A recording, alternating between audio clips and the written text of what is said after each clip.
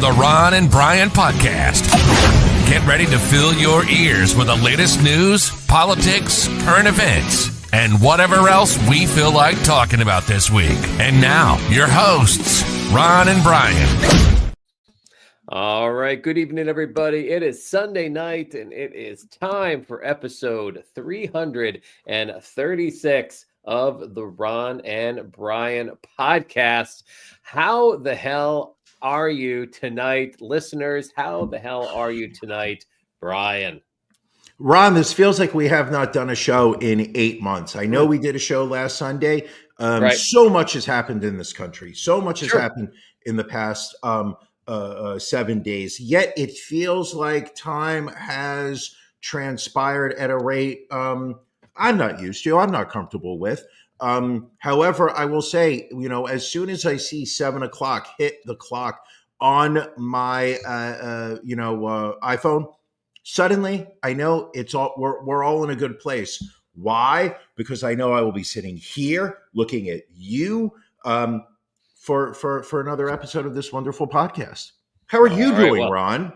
I'm doing great. First off, congratulations out to the Philadelphia Eagles winning their wild card game 22-10. But secondly, thanks to all of our listeners and fans who joined me down at the official Ron and Brian podcast tailgate outside the link earlier today. It was a great time. Brian, I am sorry you were unable to make time for it on your calendar, but it was a fantastic party.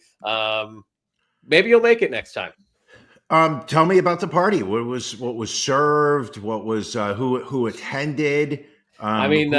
Which Philadelphia resident was arrested? How many racial epithets were said to passerbys? I mean, what are we talking here? I'm gonna say, we probably had 300-400 people at the tailgate. Money is no expense here at the podcast. We had Jose Garces and Mark Vetri cater it for us. It was Tom Kehoe from Yards Brewery brought some kegs over for us. Just like top notch, top to bottom. Again, wish you could have been there. Matt said he never got an RSVP from you. So I'm just guessing you were just busy today. You seem to have gotten home very quickly from this game, considering that you appear to be within your domicile. So Matt really on point this entire time, had a helicopter waiting for me outside the link that I was able to hop into. We landed, Bill Cosby has a palatial estate a few blocks over, plenty of space to land a helicopter. And then it was just a short jog back to my house here in Elkins Park to do this episode 336 of the Ron and Brian podcast.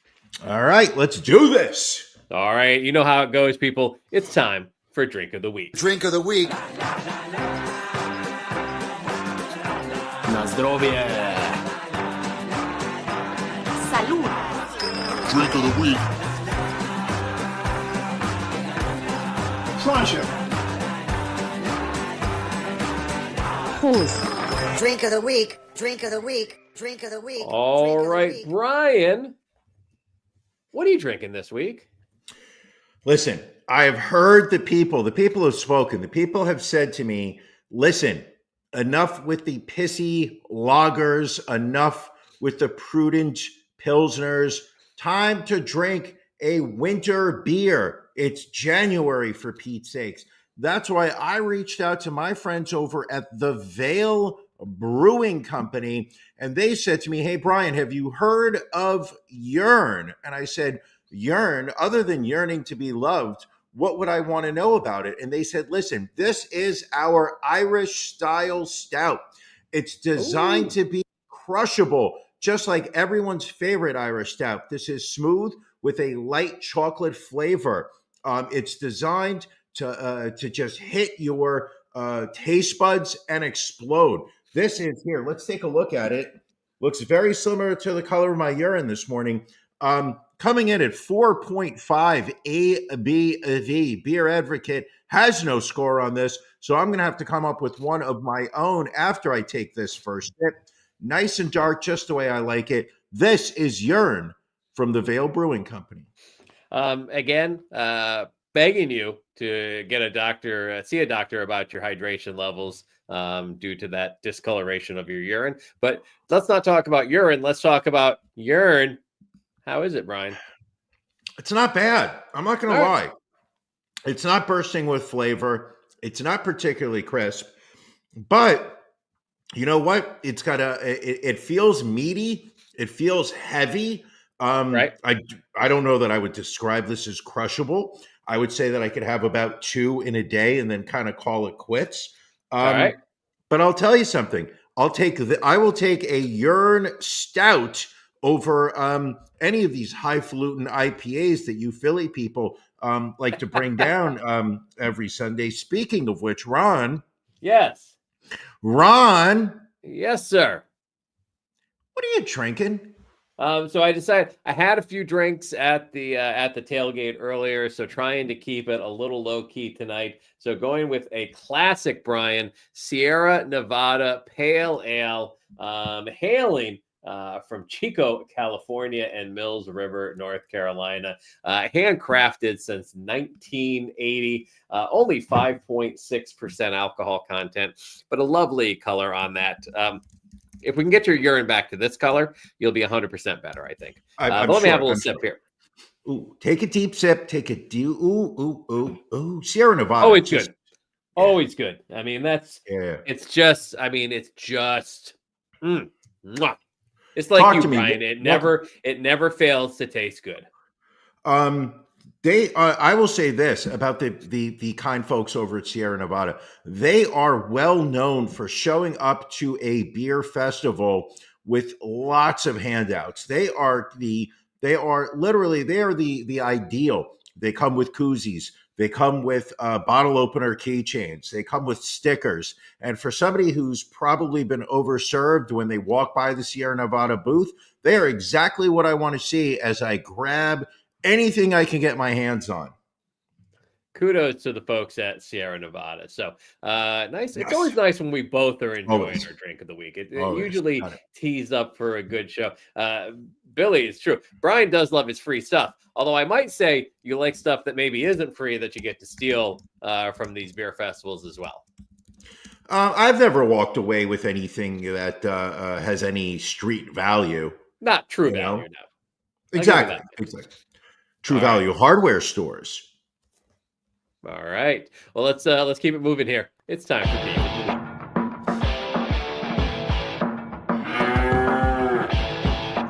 Ron and Brian's Beef of the Week.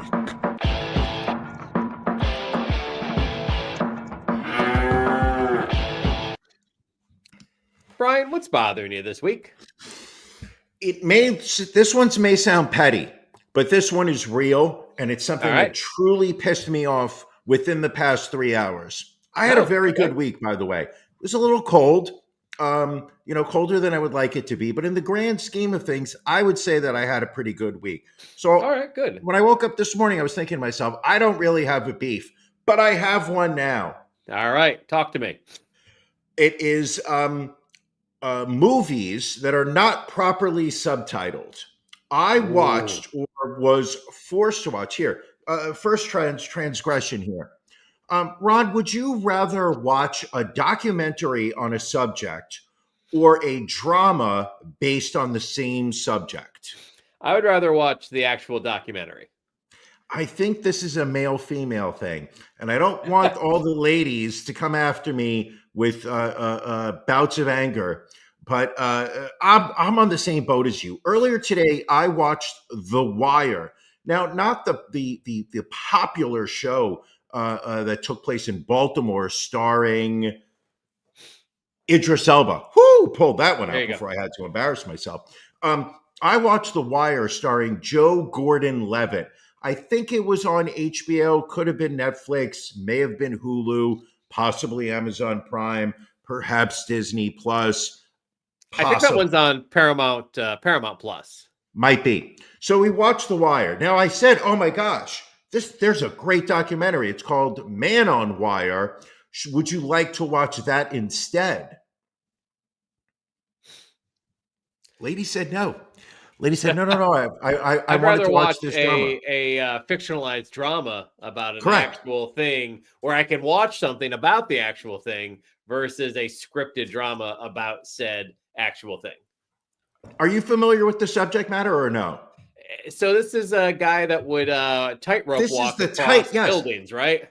This is the tightrope walker who, French guy who I think crossed the two steeples of Notre Dame before it burned down. The Notre Dame, Notre Dame cathedral in France. Anyway, but 1973, he decides to go to New York and he tightropes between the North and South Tower of the Twin Towers. An amazing documentary, Man sure. on Wire. See, even Billy's watched it several times. But then, He's for wanted to some watch. reason, fucking Hollywood decides, hey, we're going to make a drama about this starring Gordon. I want to say G. Gordon Liddy, but I know that's not the name's not right. Joseph Gordon-Levitt, I believe. Correct. So they decided they put a bad hairpiece on him and they tell him to like do his best French accent. Oh, I love these buildings. These buildings were my life. I could breathe the buildings. Oui, oui. Anywho, so like the problem is that half the I would say at least the first third of the movie is him in France speaking to other French people, and this is my beef of the week. Not the fact that I had to watch a drama when there's an amazing documentary about it. Anywho, but my beef of the week was that whenever two characters were speaking in French, at no time did the subtitles come up in English what these two people were saying to each other. So for a good chunk of the first third of this movie, and then throughout the movie, as French characters were talking to each other, it literally was just like, and then I saw these buildings, and then and I'm like, I'm sitting there, I'm like, fuck did he just say? What did he? And no, I guess it's on Paramount Plus, but those guys screwed me over because they didn't subtitle in English. And I even had subtitles on in English. I already communicated through my electronic device to the people at Paramount.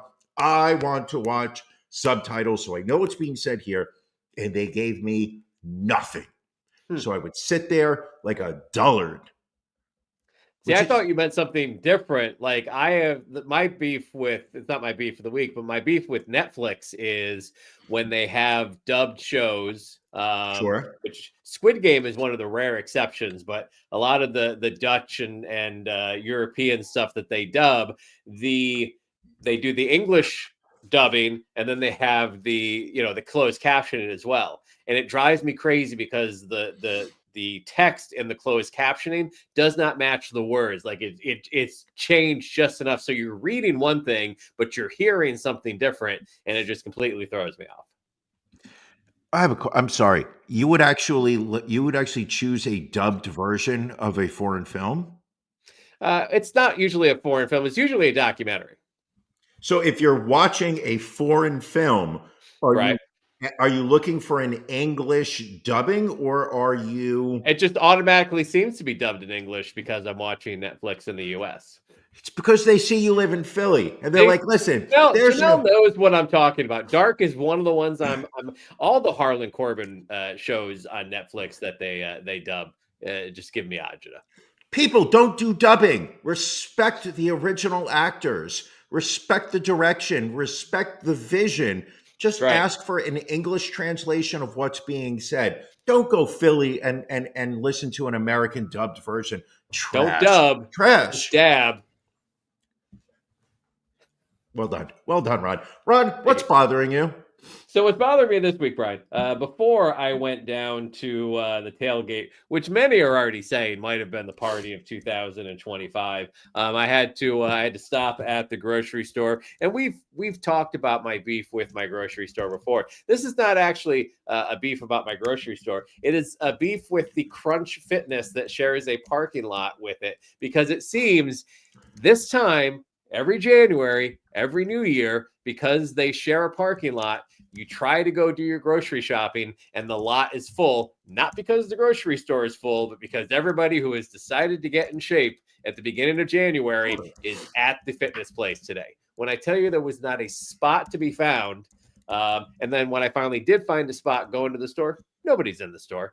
So I'll have to put up with this for probably another 2-3 weeks before people give up their New Year's resolutions. But it's just annoying, Brian. So is it? It doesn't feel like it's the gym's fault. I'm not saying it's the gym's fault. It is the fault of weak-minded Americans. There you go. Yeah, exactly. Dominic nailed it. It'll be empty next month. Less than a month. It's 2 weeks. Before January is over, it'll be back to the same. Well, we've got a great show ahead of us here. We've got a little game that Brian and I are going to be playing a little bit later. That's a kind of surprise. I've kind of clued Brian in a little bit, but we'll see. But as we often do after our death pool, after we have our celebrity death pool victory, we bring on our champion. Last year, William Esquire was our champion in the death pool. He was on the show. I don't know how he did this past year. How many points did William Esquire have in the 2024 death pool?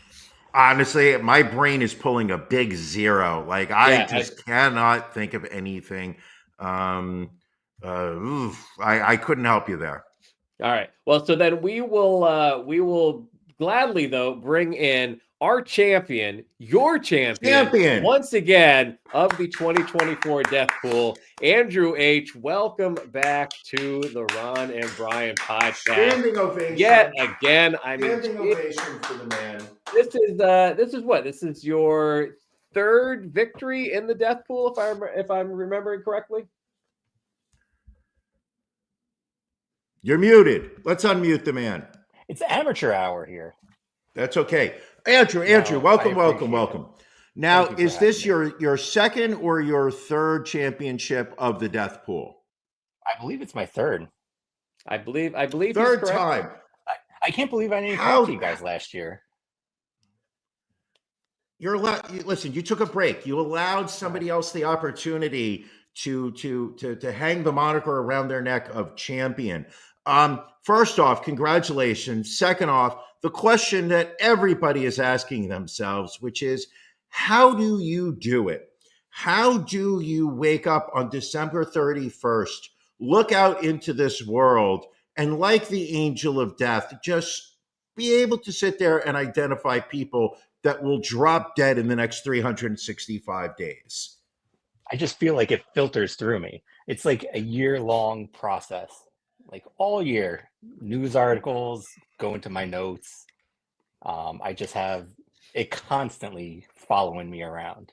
So are you putting are you maintaining a list throughout the year of people you know that are on your radar? Do you start at a later time? What is your methodology? Because clearly it's working. I start fresh every year. Every year, my note is blank. As stuff comes up, I write it down. This year, I've taken detailed notes on what's wrong with these people. Really? So at the end of the year, I can revisit it and be like, this is my final list. I hope that I am not, peeling back too much of the onion here, Ron, because, compliments from you are few and far between. But I would like to share your reaction when Matt had submitted to you the entries on January 4th from the death pool right before he published them. And your comment to me was just, Andrew H is good. And I that's all I saw. I just got a message from you, Ron, just basically saying, Andrew H is good. And I just was filled with the sense of, he's going to crush it again. I don't stand a chance. And it seems like you did it again this year. Listen, I think, and again, the 3 picks that for 2025 that I think we have to give you a tremendous amount of kudos for: Nate Robinson, Ryan Sandberg, and Victoria Jackson. All 3. And again, I do some research. I think we both have Ananda Lewis on our list. That is a good potential one.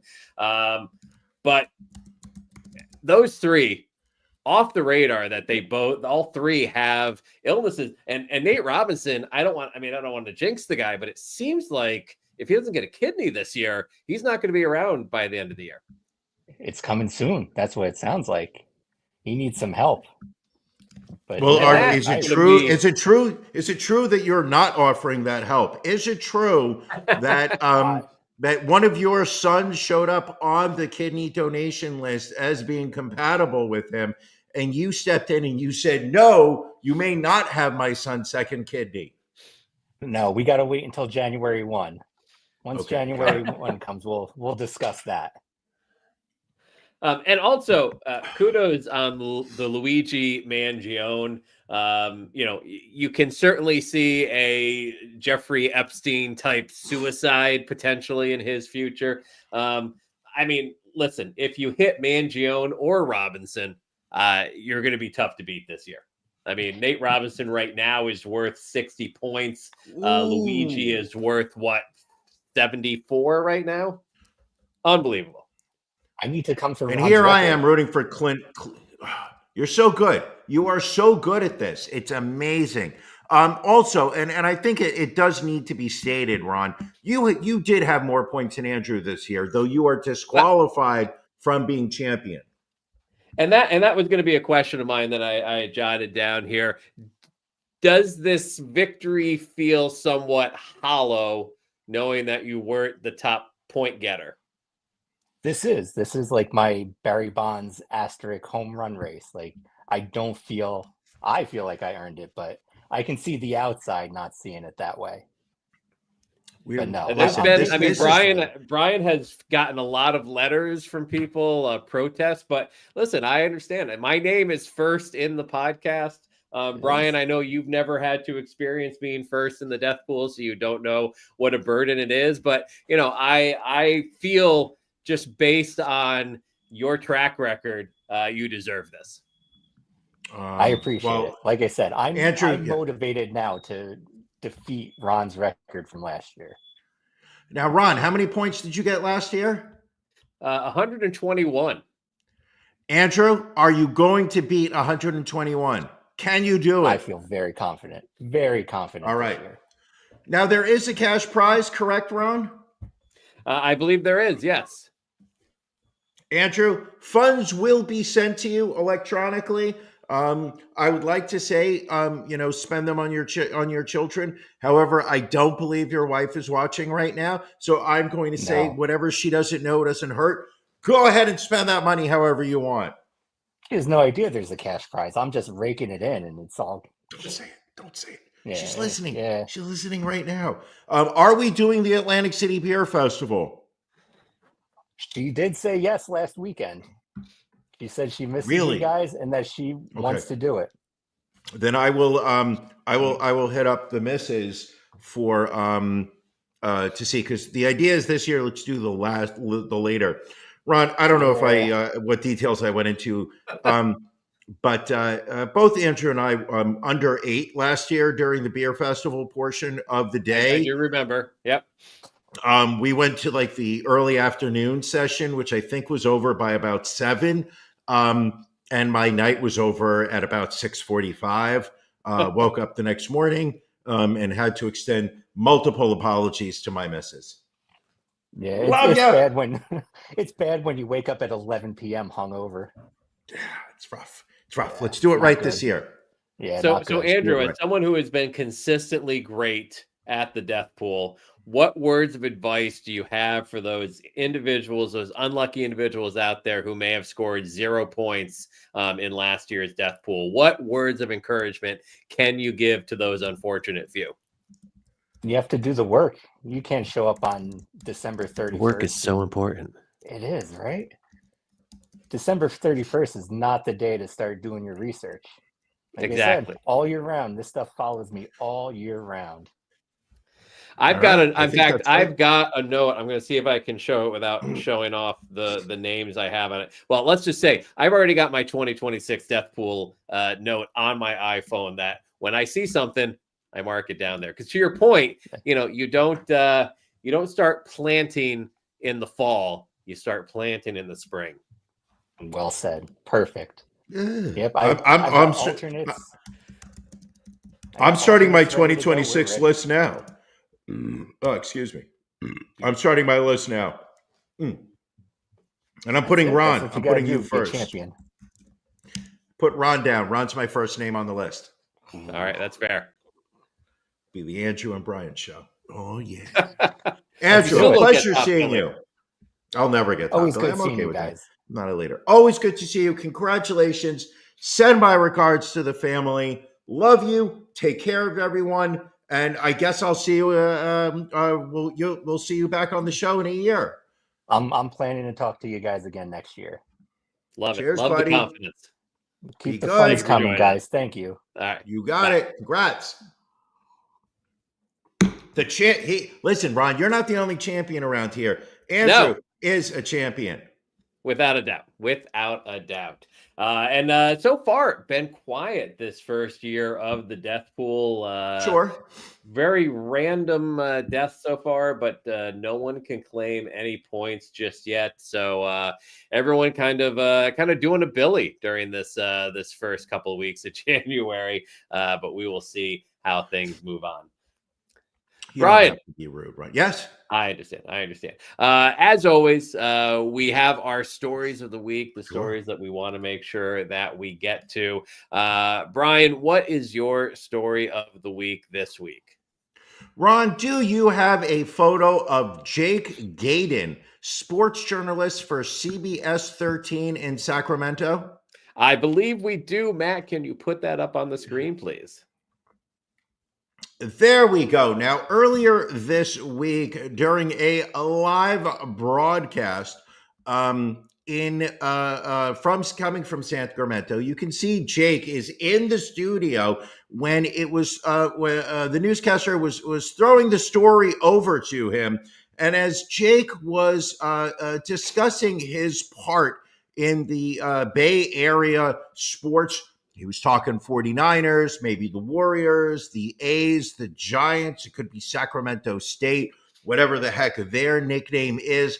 But eagle-eyed viewers of Channel 13 in San Francisco were able to zoom in on the screen here and see that Jake wasn't paying too much attention before he went live to sports. Because if you zoom in on that second monitor that he has, you can see a photo of a practically, a lingerie-clad woman. And this is where the internet gets great, is that people use that, basically went with the image that you're looking at here, were able to identify exactly what it was he was looking at. And he was looking at a model in lingerie from Rihanna's lingerie collection. What he was doing looking at it at work, we have no idea. Why he was looking at it right before he went live. Shouldn't the cameraman have sat there and said, hey, do you want to minimize that, behind you? You might want to put that monitor to sleep, perhaps. I'll be honest, I haven't even looked to see what the fallout was, because this story by itself is utterly perfect and says everything you need to know. Look at this man on your right. He literally looks as white bread conservative as you can expect, and he's going after Rihanna. More power to him. I give him credit. So to make a long story short, Jake Gaydon, you are my sportscaster of the year for 2025. Already in January. That's impressive. Absolutely. Ron, what's your story? So my story of the week, Brian, we love to lift up women. We love to tell their stories. Sure. And this week is no different. We have a story from Brooke Shields, who has a new memoir coming out called Brooke Shields is Not Allowed to Get Old. Thoughts on aging as a woman. She tells the story about how years ago she went to a plastic surgeon and had labia surgery. Apparently, she had labia reduction surgery. And while she was in surgery, he also apparently decided to give her a vaginal rejuvenation as well without her consent, which, as you can imagine, she was shocked to find out when she awoke from the surgery. Did not tell her husband for longest time during that, feeling a lot of shame over the experience, but wanted to share this intimate information with readers because she wants to change the way we approach and talk about women's health. That's kind of a horrible thing to do, don't you think, Brian? I mean, I that's got to be there's got to be some kind of criminal charge there, no? You would think. Like, she doesn't. I mean, it doesn't go into it in the article. Maybe you need to pick up her memoir and read a little bit more about it. But it does seem like at the very least a civil lawsuit, if not a criminal. She went for one surgery, and while he was there, he performed something completely different. Right. In addition, not okay. Not okay. Acceptable. Even Brian says this is not okay. I think any decent human being would say that that's not okay. Ron, why did you pick that as your story of the week? You actually put that on the list for me. I was like, all right, I guess I'm not picking my story of the week this week, but that's all right. I couldn't believe that you didn't move it. No, I wanted to do it just because clearly you felt there was a value there to it. I had my story, and then I saw this story, and I was like, you know what? This is an important story that needs to be told, so I assigned it to you. All right. Quick story update. I don't remember if we did this story on the Patreon or if we did this on the regular podcast. It was about a married female British prison guard who was filmed having sex with an inmate. Linda De Souza Abreu. We've got a photo of her here getting out of her vehicle. I don't know if she was this was going to jail or court or whatever. But hold on a second. My whole thing just froze. All right, I'm back. Why are you freezing? But we have a follow-up to this. She was actually sentenced this past week, and we love Britain. I mean, Brian, obviously, your future betrothed hails from the UK. It's my second home now. And I am always amazed at the polite way the Brits can talk about anything. So we wanted to share the judge talking about the sentencing of Ms. Abreu. So just take a couple minutes here and listen in. On 25th June 2024, you were on duty in uniform when you went to a cell with the prisoner. You took off your prison issue radio and put it to one side. Your set of keys was at risk of being taken. A second prisoner was present and had a camera, doubtless on a phone which must have been an unauthorized phone.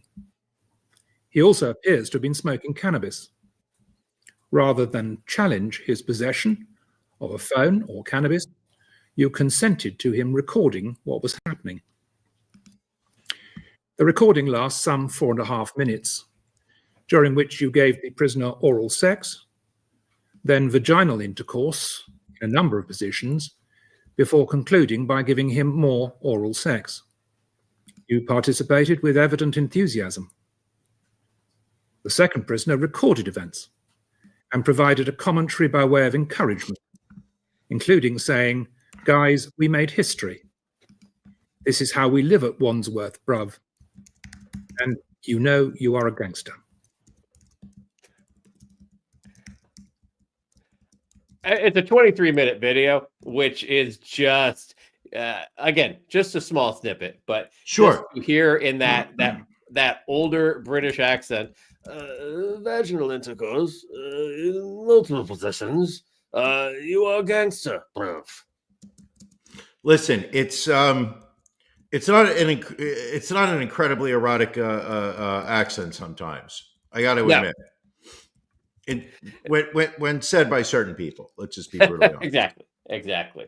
Also, since we're talking about court cases, Rudy Giuliani can't catch a break. I think he was held in contempt of court twice this past week. Yes. First for I believe not providing the documentation requested by the court. So I think one of the issues is his residence in Florida, which he is claiming is his primary residence and should not be subject to this seizure. He has not provided the court with information proving that, and also information on the whereabouts, I think, of some of the World Series rings and other Yankee memorabilia.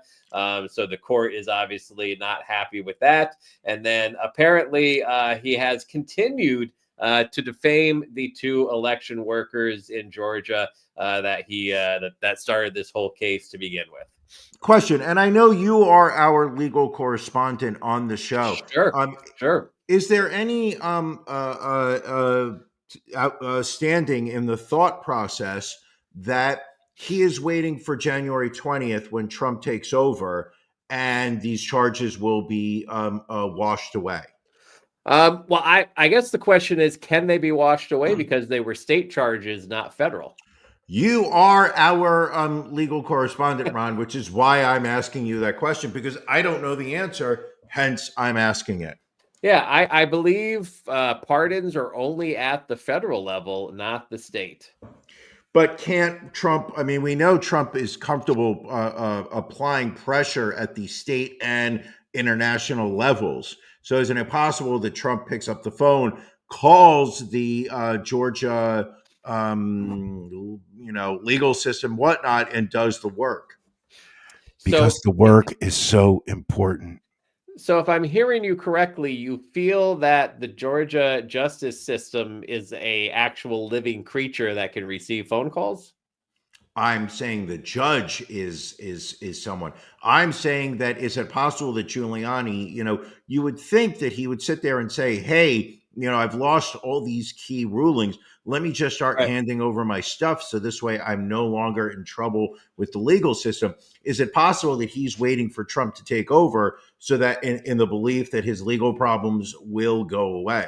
It's possible. And I do stand corrected. This was a federal court decision. So I guess it's very possible. But again, does Trump even care about Rudy Giuliani at this point? No, I don't think he ever did. He's more interested in Greenland and Panama Canal, as he came out and said, we need to take possession, if necessary, by force of the Panama Canal in Greenland. Can we talk about this? Because I would like something explained to me. All right. All right. We're going to you mentioned 2 things that were discussed recently by Trump in terms of changes on the international scale. Panama Canal, I think that's the easy one that we can get out of the way.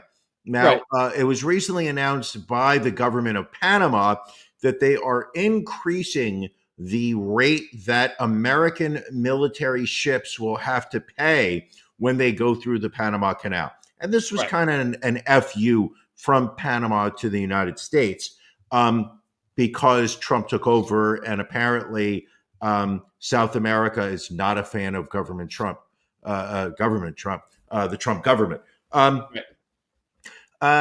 Which apparently Donald Trump believes that he can, give a couple speeches and it will change. However, from the terrible agreement that was signed by former President Jimmy Carter when he was in office, we gave ownership of the Panama Canal to the Panamanians. And my understanding is that Jimmy Carter made it such that it was irreversible and that there's nothing that the Americans can do to somehow just reclaim it as Donald Trump claims he's going to do. Is that correct? You are our political science major of the Ron and Brian podcast. So, yeah, it feels like it's not something that we could just do. I mean, I guess in theory, we can go and try and take anything by force if we want. But Trump's issue feels that Panama is in bed with China, and China is really the one calling the shots about the canal right now. Is that really? It's nuts. Next one, Greenland. During Trump presidency term number one, he was talking about Greenland towards the end. I didn't really pay any attention because I thought he was a crackpot at the time. 4 years later, even more of a crackpot. But somehow it comes out that Greenland's not its own country and that somehow Denmark is involved. I'm 50. I'm in my 50s, people. This was news to me. I thought Greenland was its to me own as well. thing. Yeah. 'Cause apparently Denmark rules it. I'm not quite sure. But apparently, according to Trump, we need Greenland for national security purposes. Now Billy's saying Greenland is technically North America. Is it? Where? I don't even know where Greenland is. I'm thinking Iceland, maybe. I think that Greenland is just off of Canada, is my understanding. From the time, listen, as a global traveler, someone who flies over Canada towards London literally every couple months at this point, I know we go by Greenland very often. I look out the window and I just think to myself, if only I could open the window and I would toss an American flag down there so we can claim it properly. Sure. But I believe Greenland is between America. There we Yeah, go. there you go. So you've got It is Canada, you've got Greenland, and then you've got Iceland as well, which I thought Iceland was down A lot by bigger? New Zealand. Listen, No. I Iceland is up there, is north. I am the product of a upstate New York school education, so Sure. I clearly don't know a hell of a lot. Explains a lot. Should we nuke Greenland? I mean, just for fun, or there's only 45,000 people that live there, so it seems like it's a limited amount of collateral damage. No, because the city on the map in Greenland that you showed up is the name is Nuke. It's Nuck, Brian, you uncultured swine. I will not make any Nuka jokes. So put that map up again because Greenland looks gigantic there. And what they're saying is that it has a lot of natural resources that we can benefit from. However, look it up. If you put this up, this thing is gigantic. Well, I think also from a national security standpoint, he feels that it's a way to monitor any kind of missiles or planes or anything, or even military ships that may be headed towards North America from over the right there in Europe. So he thinks they're gonna stop at Greenland. I mean, I know that Greenland. Well, I think it's more of an early detection type situation. Oh, because I know that Greenland has a lot of copper, gold, lead, molybdenum, rare earth elements such as titanium, zinc. It also has deposits of graphite and lithium. We have a lot of what's the deal with their vibranium? How much of that do they have? Vibranium. What is that? Is that from what was the movie with the blue people? The Smurfs? No. What was the one? With, Avatar. Avatar. Was that? Come on, man. That was unobtainium, the dumbest name for any product in a movie. Oh, this stuff's hard to get. We're going to call it unobtainium. Unobtainium. That was so stupid. So incredibly. You know what? I'm going to tell you something, Ron. These 19-ounce beers. I'm going to tell you, and I know people are going to sit there. Billy, I know Billy's going to mock me for this one. But you know what I love about a 19-ounce beer is that you pour yourself a pint of this beer and then you forget. Right. And then like 20 minutes later, you pick up the can and you're like, wait a second, I still have more beer in this can. And then it's like a beer and a half. It's like when you used to go to Friendly's and you'd get a Fribble and the glass would be filled with Fribble, but they'd also give you a little mixing as well because you'd have a little more Fribble at the end. Ron, not all of us grew up in upstate New York, so I don't know what the fuck you're talking about. You didn't have a Fribble. You didn't have Friendly's down by you? No, we to us that was like a upstate thing. Like if you traveled up north, or once you got outside of Westchester, you could go to a Friendly's, which was an actual restaurant. Sit down. They had a couple in Long Island, I believe. I think I went to one once. Friendly's was always like an ice cream that you would get from the supermarket. Yeah, so a Fribble was basically just their version of a milkshake.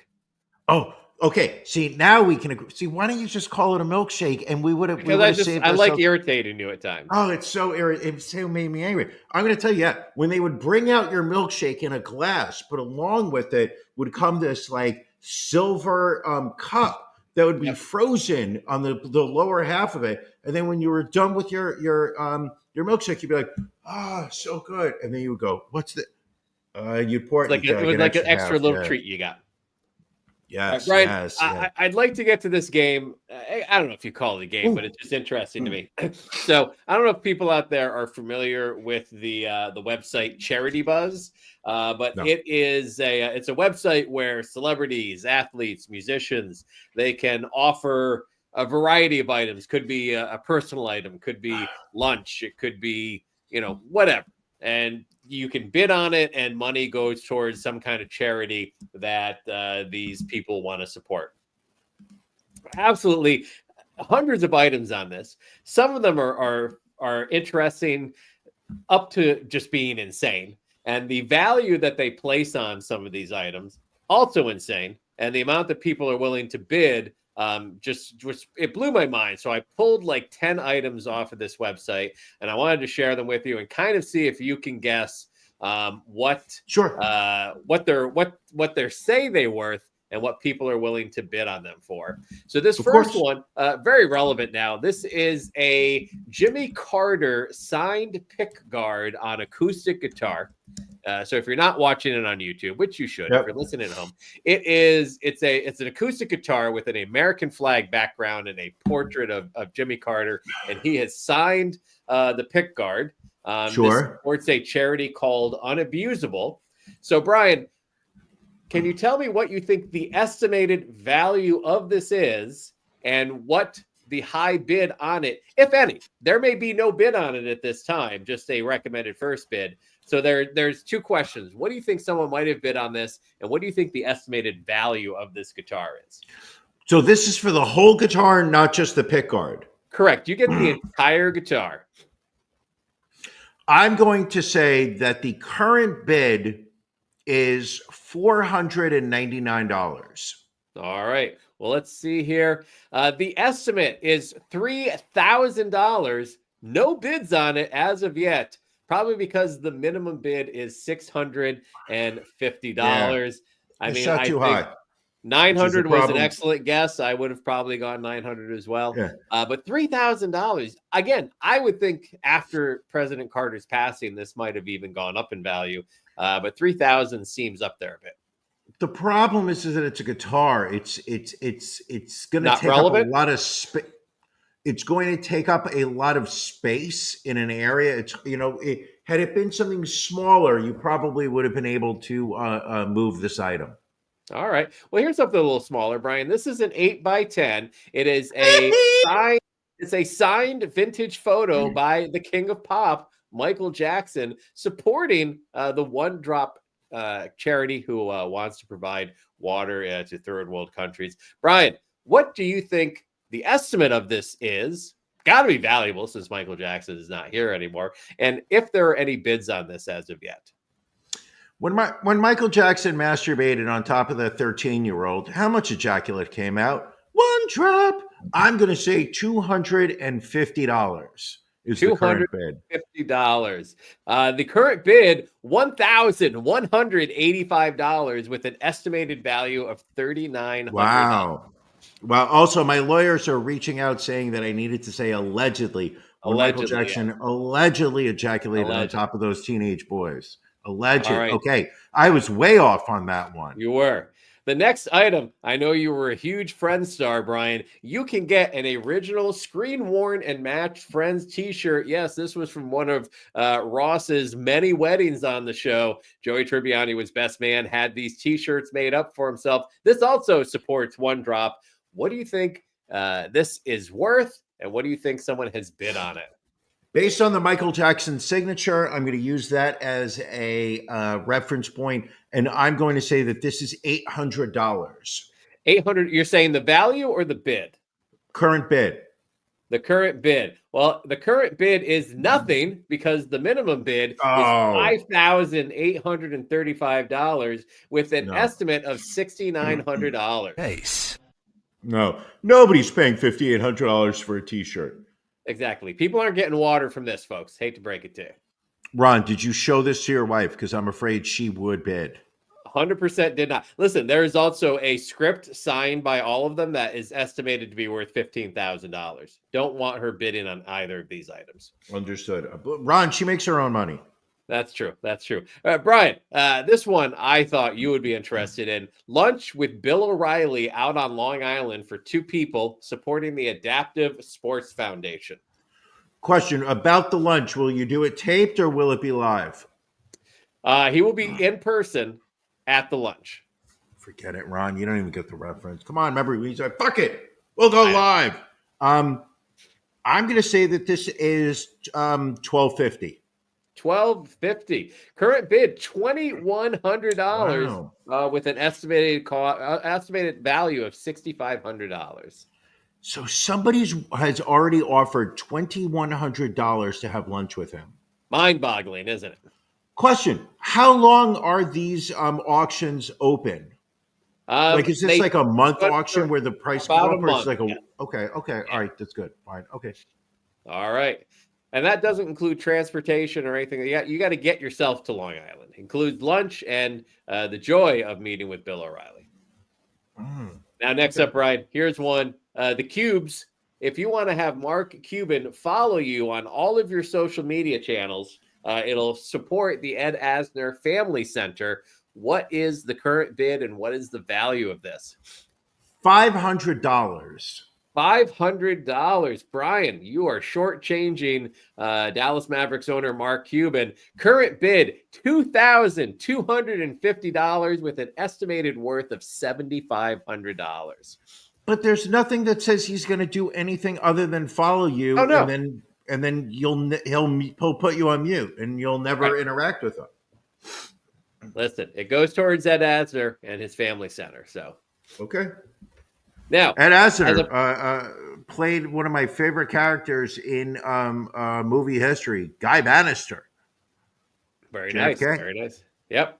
So using this as a point of reference, Brian, we also have an exclusive social media follow and power meeting from media mogul and TV host Simonetta Lean. I have no idea who this is. They write their own titles, so she can call herself a media mogul. This supports the Wishwall Foundation. I'm going to say 4,000. 4,000. Current bid $0 with a minimum bid of $3,000. However, what blew my mind is the estimate value of this is $3,000, or excuse me, $30,000. And what is her name? Simonetta? Simonetta Lean. I don't know who she is. I didn't even Google it. That's how bored I was. She has won Celebrity Media and Personality and Influencer of the Year. That's a award that she gave to herself. Again, and what I love is this is, you can tell this isn't actually a Forbes cover. Like, you can tell that she made this Forbes cover herself. Yeah. She seems to be a model. That's it. All right. Okay. It's $0. No wonder nobody has. Yeah. All right, Brian. Curveball here. Literally a baseball signed by all of the members. You only see a few of them on the photo here, but all of the members of the 2000 World Champion New York Yankees team. What is the value that you place on this supporting Stay Recruited? I'm going to say the current bid should be about $5,000. All right. Well, prepare to have your mind blown, Brian. Current bid at the time of doing this was $400 with an estimate of $1,500. Good point from Billy. Not a game used ball, just a clubhouse ball that was scuffed up. So I think maybe that's what's keeping the value down a little bit. Obviously, that ball has existed inside the anus of a man who eats a lot of Taco Bell. There you go. Next up. That's very low for that item. I'm just going to throw it out there. So this is a Taylor Swift and Travis Kelce signed custom display benefiting Every Kid Swims. This honestly looks like something that a teenage girl would have put together back in the 80s in her bedroom to hang up on her wall. Or your wife. Or my wife, as of right now. So Question. Yeah. Now, is this signed by Taylor Swift and Travis Kelce, or is this signed by the artist? I think it is. I think it has their signatures, but I think they're like the laser signatures. I don't believe So they have this is not a actually real signed thing. it. Correct. I'm going to say this is $275. All right. Well, right now, no one's bid on this. Minimum bid Nobody's going to. $1,050 with a estimated Yes. value of $5,000. Right. And I'm going to tell you something. If I were to be handed something that she had legitimately signed, I would be filling in credit card applications up the wazoo. The wazoo. All right. Here's something for you, Brian. Dennis Leary will record your voice message to benefit Chris Everett charities. $48. I don't think a lot of people care about their outgoing voice message, and I think even fewer care about Dennis Leary. I'm going to say $48. All right. Current bid, Yeah. no bids at the moment. Minimum bid of $350 with an estimated value of $1,500. When Rescue Me was going on, maybe when he had that song "I'm an Asshole," I would say more than likely somebody would have bid on it. Nobody's bidding on Dennis Leary to record a voice message now.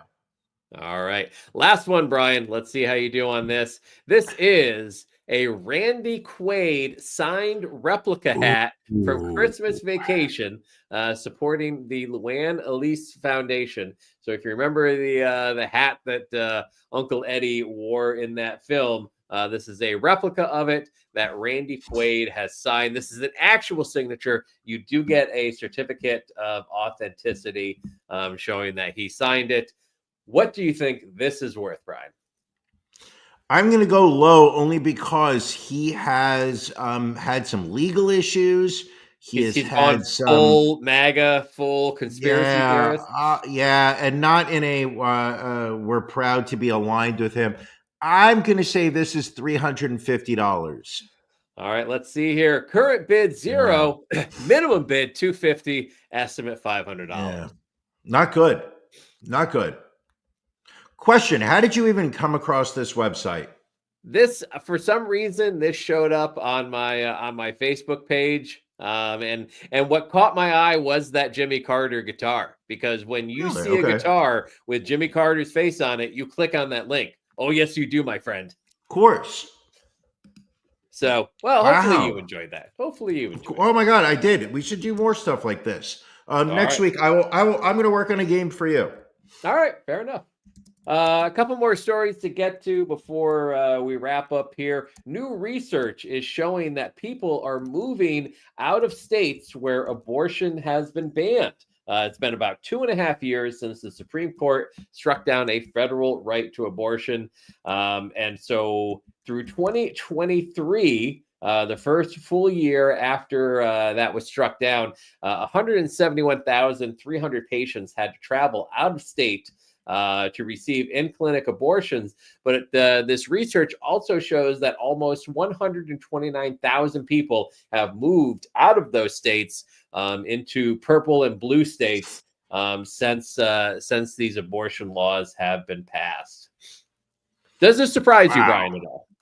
No, not at all. I just think that it is exactly what we thought we were going to see. And I'm, it's something that we had spoken about in the past, which is if you are somebody who believes in your right to choose what happens to your body and you are living in a conservative state, it is absolutely your right to not live under such draconian rules. And we have encouraged those people to move. Just get the fuck out of those states. Those states don't represent what your views are. They don't represent who you are. Go someplace where you will be embraced. At one point I did hold on to this idyllic idea of no, stand your ground, fight for what's right, fight for your voice, and change society. Now, I've said for years, no, fuck it, leave. You're in Alabama as a gay male, get out of there. You're in Georgia as a woman in your child-rearing years who wants to have the choice of what happens with your body. Get the fuck out of there. Go move north. We will say hello. We will provide you with a welcome bag. but it's nice to know that the science is backing it up. Well, it's and Ali raises a good point. It can be very difficult to just move out of a state. This study also talks about how this is fundamentally an economic issue. It can put an economic burden, a financial burden on people that have to travel. Nobody said it was an abortion. Nobody said it deeper was into poverty. easy. What will be interesting to see in the coming years, obviously these are red states that we're talking about. And as we have talked about a lot, red states also seem to be the states that take more money from the federal government than pay into it. Yes. One would imagine this will also continue to erode the tax base and services able to be provided in these states, which is why, when people say the red states should secede and from the blue states, I think we're all okay with that. I think we'd rather have our taxpayer. I mean, Correct. Pennsylvania, New Jersey, New York, we all send a lot of money to the federal government and don't get our fair share back. I think we'd be okay making that breakup now. It's not them. It's us. Yeah, I'm good with that. I'm absolutely good with it. Fuck him. Now, if we do that, does that mean we get rid of congestion pricing in New York City, Brian? I'm okay with that. I actually like congestion pricing. I'm sorry. You know what it is? I see too many entitled assholes who live in Jersey, Westchester, whatnot, who are just. No, West New York, not at all. Because if you're living in West New York, you're taking public transportation into the city. You're not driving.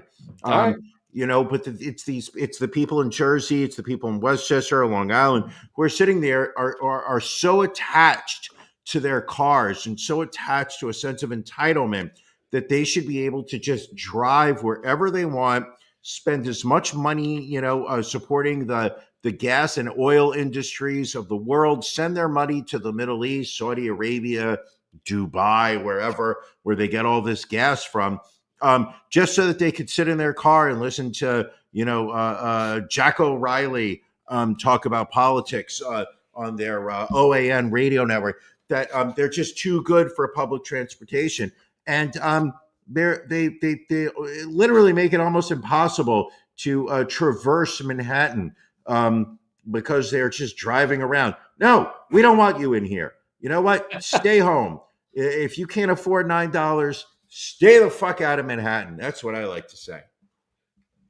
I mean, they did take it down. Wasn't it supposed to be like something ridiculous starting off? Wasn't it supposed to be like $25 or started at 15? Crazy? Started at 15, down to 9. All right.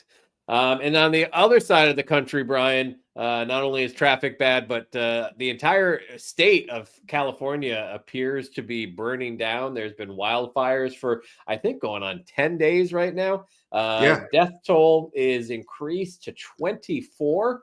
The Palisades fire has burned more than 23,000 acres, while the Eaton fire has burned more than 14,000 acres. I think the most shocking thing out of the LA wildfires, Brian, is that it seems to have made people like Spencer Pratt again from his TikToks that he's done regarding he and his wife Heidi's house burning down out there. I think I forwarded that to you, didn't I? Yeah, you did. Yeah, you did. I thought he made a very good point, which was, listen, Spencer Pratt, I don't know how the guy's famous. He was on a show. I never watched the show. I couldn't even tell you what the show was, but he seemed to be kind of a jack off. He married some girl. I don't know her name. Heidi Montag, I believe. Yeah, I don't know what show it was. But apparently they were somewhat famous. They became embarrassing in their attempts to hold on to fame, whatnot. Time has passed on. People don't care about him anymore. But apparently, I would say that they probably have been paying their bills off of Cameo for the last couple of years. And check out the Ron and Brian podcast on Cameo. I think we could get us for as little as $5. Ron, if you can come up, there you go. That's just cameo.com/Ron Brian podcast 8939. And you can have Ron do a cameo. You can specifically request me to do a cameo. Doesn't take a lot. But he had a great video recently, which was his house got burned down, just like burned down. Like there's nothing. Completely I think destroyed. he was holding up one of his kitchen pans, saying, "This was in my kitchen. It burned down." And he was saying how he found it ironic that for years people have been sitting there saying that he's totally irrelevant, that nobody cares about him, how he's poor, can't He's get a not job, famous. He's washed not up. famous. Go fuck yourself. And then as soon as he said, "Oh, my house is burned down," suddenly he sees nothing but comments on social media about like, "Oh, boo-hoo, Mr. Rich Boy crying about his house burning down." He's like, you can't have it both ways, people. I can't be a washed up no name who has no fame, and then you curse me out when something bad happens to me, saying that I'm super wealthy and I can just afford to buy a new house. It is interesting that people like, and again, granted, these celebrities are more in a place to be able to rebuild and rebuy their possessions and everything else. But you do have to feel to a certain extent when someone loses their house and all of their belongings and everything that they had formed memories with their family with. I mean, I get it. It's going to be easier for them to come out of this than other people, but it's maybe it's just part of that Luigi Mangione effect. Oh, I see what you're saying. So you're saying that Luigi started the fire? he may have started it. I mean, it's no always joke. turning since the world's been turning. It is unbelievable what is transpiring in California. Maybe it is just the fact that it is now a more populated area. My lady who lived in Los Angeles for several years, she was commenting how areas where she used to socialize, restaurants that she went to, malls she was at, stores she shopped at, burned to the ground now and whatnot. Whereas in previous years, when there was like a big wildfire in California, it was in a more remote area where people cared less. I know that sounds somewhat callous, but it's true. It's, I know that the initial reaction when these fires broke out was to be like, oh, these are the rich people that are, losing their homes. Who cares? Fuck them. Ben Affleck can build another house. Not my problem. He'll just make a couple more bad movies next year and he'll be able to buy himself another McMansion. But it's just amazing how these fires are now in such a populated area. Well, it seems like in previous LA wildfires, like, we didn't hear anything from the multitude of porn stars that we follow on our Instagram account. And yet for these fires, all of the porn stars, all of our favorite porn stars have had to relocate away from the fires. That's, to your point, that's how close it is to residential areas. Is Angela White okay? She's fine. Okay. All right. So I know you're going to be okay. Speaking of Angela White, TikTok, are we talking about when is TikTok going down? So TikTok, again, the TikTok ban is in place still. Supposed to happen January 19th. There was arguments in front of the Supreme Court this past week to either overturn the law or postpone the ban until Trump gets into office. So who knows? And what also seems to be kind of a gray area is what happens on January 20th. Because we all have these apps on our phones. So from the sounds of things, it's not like TikTok will go dark on January 20th, but as time goes on, without there being updates to the app, you will see, if the ban continues, you will see issues with the app to the point that it eventually doesn't work. Like, I don't know that the government actually has a way to just shut it off automatically across the rest of the country. But it does seem like, Apple, Android, Google, anywhere you get your apps will remove the app from the stores, and you will no longer have the app on your phone be updated. So they will take it out of the store, so you won't be able to download a new version of it. Obviously, whatever version you have will start to collect and accumulate bugs and whatnot. Right. Not like your childhood home bugs, but like the computer kind. Correct. But we're talking, correct. But we're talking, and then what you're saying is that eventually, with an update on Apple, it'll just vanish. Or it just won't work. It'll open up and you won't get any content. Honestly, that's fine. I could care less. Really? The number of I could care That's less. a good point. I mean, Janelle asked you a question. What are you going to do when you can't send videos on TikTok? Are you going to send reels, Brian? I'll go back to Reels. You know what? There will be another app that we all jump to. You know why? Because there was a time when we were all perfectly happy with Facebook. Then Instagram came out and we were like, oh, this is the great thing. Then TikTok came out. Oh, this is the great thing. There's going to be another great thing, and we're all going to eventually go to it. The one thing I've learned from TikTok over these past 5 years is that there is some incredibly creative people out there. Oh, yeah. There are people with an incredible sense of humor, a huge sense of entertainment. There are people who are incredibly factual, knowledgeable, and educational with the choice of videos they make. There are activists who use that platform for social agendas, educating people about things that they're not aware of. That's not going to go away because TikTok got taken away. All know it does hurt those individuals. Like I feel bad for the people you're talking about, for the activists, for the people that actually use the platform, to benefit humanity, for the small businesses that rely on, the sales that they get through TikTok. So those, some of those businesses may not be around. It's difficult when you've captured media in one area to then change gears and start building up your platforms in other areas. And who are we blaming, Ron? Reagan. No. Oh, okay. Not sorry. Reagan. You know who we're blaming? We are blaming Facebook. We are blaming Google, because these companies, these quote unquote American companies, they are farming all of our data. No greater, no worse, no less. They don't like the competition. They don't like the competition from China. It's the fact that they've been able to sit there and say that TikTok, because they are owned by a Chinese company, therefore it's a threat to national security. But they're not stealing. TikTok is not stealing any data that Facebook is not also grabbing off of our phones. It's just the fact that Facebook is an American company, so therefore it's okay, and we're not going to do anything about it. It's the exact, it's the same theft of data. Now they're claiming it's going to China. Who gives a shit at this point? All I want to do is be left alone so that I can watch my NFL playoffs. Playoffs.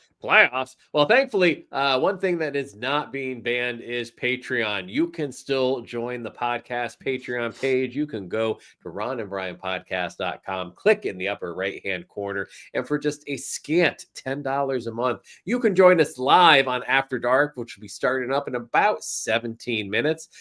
We give you this content for free, and we know you love it, but we do an extra half hour at 9:30, and we are ready to wrap this up and get over there and entertain the masses from our Patreon subscribers. Brian, anything else before we wrap this up tonight? No, not at all. It was great to do. Congratulations to Andrew H. Yes. Congratulations for his 2024 Death Pool of victory. Congratulations to you, Ron. You did score more points than anybody else this year, despite not being able to win the Death Pool. And also, let's just point out, another week has gone by, and that brings us 1 week closer to our Super Bowl championship bet. Ron, you are the current champion. That will be up in the air on February 9th when the Super Bowl Nothing's up in the air, Brian. This is like death, taxes, and your hair getting grayer. There is nothing more guaranteed than me being champion of this podcast. How much does it suck that I am 1 year younger than Ron, and look at the grays on this and look at the grays over there. Jesus, life is not fair. I will get that belt back because life wants to reward me. All right. Well, thank you all for joining us. Brian, love you, my friend. Always great to do this podcast with you. And we will see all of you next week. Thank you for joining us on the Ron and Brian podcast. We're live each week on YouTube, Facebook, and Twitch. You can find prior episodes, links to our social media, and everything else Ron and Brian at ronandbrianpodcast.com. See you again